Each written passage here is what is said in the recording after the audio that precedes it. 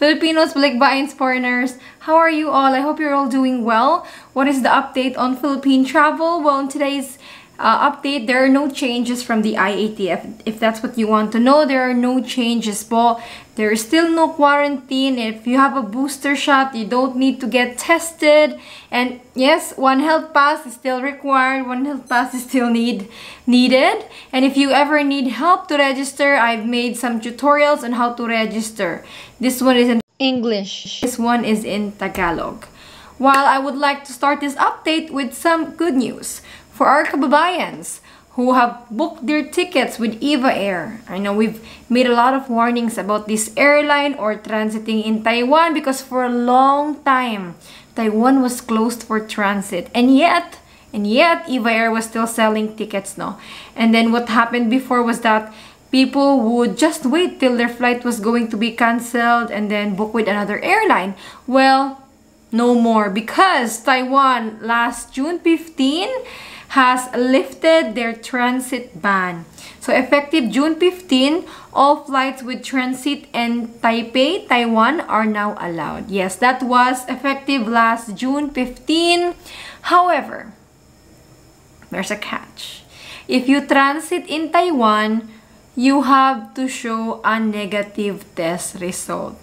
Meaning, even if you are boosted, even if you have a booster shot, you still have to present a negative RT-PCR test result if you have a layover in Taiwan.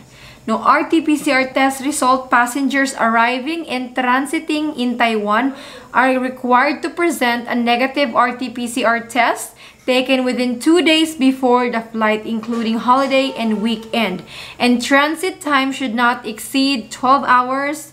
Transit or transfer must be within the same day or next day. Transfer is not allowed. Transferring between airlines is allowed. However, both flight segments for transferring in Taiwan must be under the same itinerary and same ticket number. Baggage must be tagged through final destination. Ayan. This is disappointing for travelers who already got their booster shots and were really hoping for that exemption. Ayan. Po, if you have a layover in Taiwan, kailangan ng RT-PCR within 2 days before the flight. Well, they have flights to Manila or to Cebu. Ayan po. Again, if you have EVA Air po, need talaga ng RT-PCR. While layovers in other countries, it's so much easier. If you have a layover in Doha, in Japan, in South Korea, or in Singapore, even in Hong Kong, walang requirements. You don't need to show negative test result as long as layover lang. So really guys, if you're somebody who haven't booked their flight, and if you have a booster shot, I would not suggest taking a flight with layover in Taiwan. Now, there's a story I want to share, especially for foreign spouse or balikbayans or those married to foreigners or even former Filipinos. This is about the vaccination requirement. I want to share the experience of Geraldine. This was shared last June 11. Hello, we traveled from Vegas and we are now in LA. I am a Filipino citizen and my husband is a US citizen. We are all unvaccinated. Cathay Pacific won't allow my husband to board. I showed them the guidelines of Philippine Airlines, marriage certificate, retention of my Philippine citizenship, hotel booking, but they were so hard. We were tested negative for COVID a few hours ago. We waited for 3 hours just to get back our luggages. My 6-year-old autistic. Customer service is very poor. Hindi nga kami pinasakay, pati customer service, they were ignoring us for a long time. Anyone who can give me a corporate number to file a complaint, greatly appreciated. So what happened? Filipino, dual citizen Geraldine, with the husband, foreign husband, both unvaccinated. So Geraldine could have been allowed to board because she's a Filipino, but the husband, no. Cathay Pacific would not accept her unvaccinated foreign spouse. So this was a failed vacation, hindi na po natuloy. So it makes you wonder, because we've talked about this before and we've seen so many balikbayans or foreign spouse traveling with their Filipino spouse who are unvaccinated and they were allowed entry. So why are the rules different? Well, There's one explanation to that. You know, IATF, they make the national policies. They tell everyone that foreigners who are 12 years old and above must be vaccinated.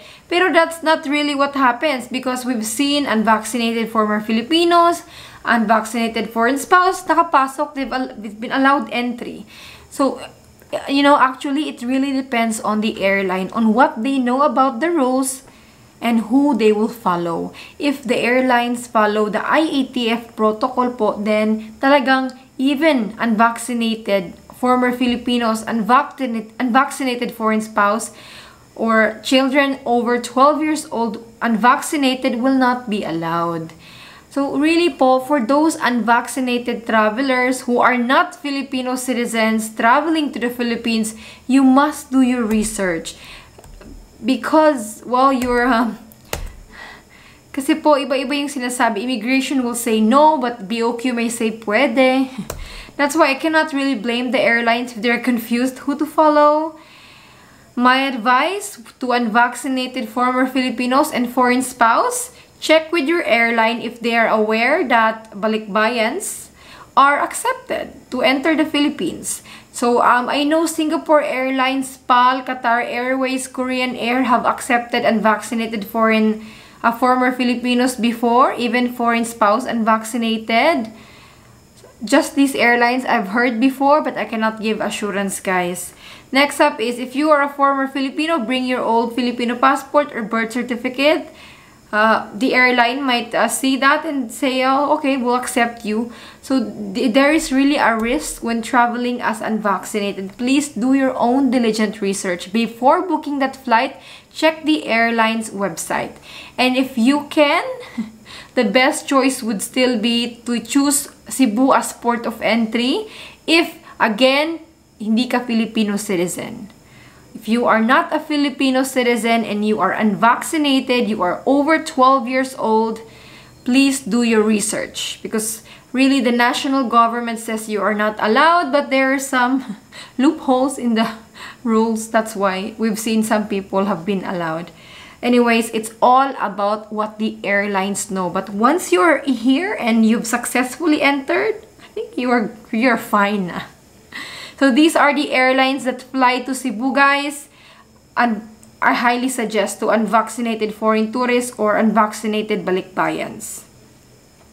Qatar Airways, Emirates, Turkish Airlines, Cathay Pacific, Korean Air, Jeju Air, Jin Air, Singapore Airlines, Scoot, PAL. Yan, these airlines fly direct to Cebu.